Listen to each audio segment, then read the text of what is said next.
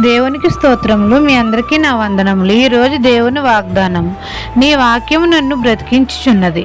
కీర్తనల గ్రంథము 119 అధ్యాయం 50వ వచనం. మహాపరిశుద్ధుడైన మన తండ్రి అయిన యెహోవా వాక్యము మనల్ని బ్రతికించుచున్నది. ఆ వాక్యం శరీరధారి అయి కృపాసత్య సంపూర్ణుడుగా మన మధ్య నివసించుచున్నది. మన ప్రాణమునకు సేద తీర్చుచున్నది. యేసయ్య మన బాధలో మనకు నెమ్మది కలిగించుచున్నది. వాక్యం మీద మనం అందరం ఆశ పెట్టుకోవాలి. మన ప్రభువైన యేసుక్రీస్తు యందు భయభక్తులు గల వారిని తండ్రి చూచి సంతోషించుచున్నాడు. ఆయన వాక్యము మన పాదములకు దీపమును, మన త్రోవకు వెలుగునై ఉన్నది. ఆయన కృప మనల్ని ఆదరించుచున్నది.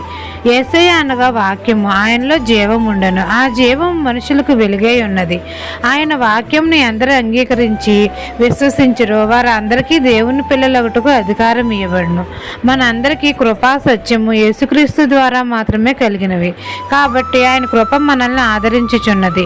ఆయన వాక్యం మనల్ని బ్రతికించుచున్నది. ఈ దిన వాగ్దానం మీ నా జీవితంలో నెరవేరాలని కోరుకుంటూ దేవుని సువార్త పరిచర్యలో మీ సహోదరి. ఆమెన్.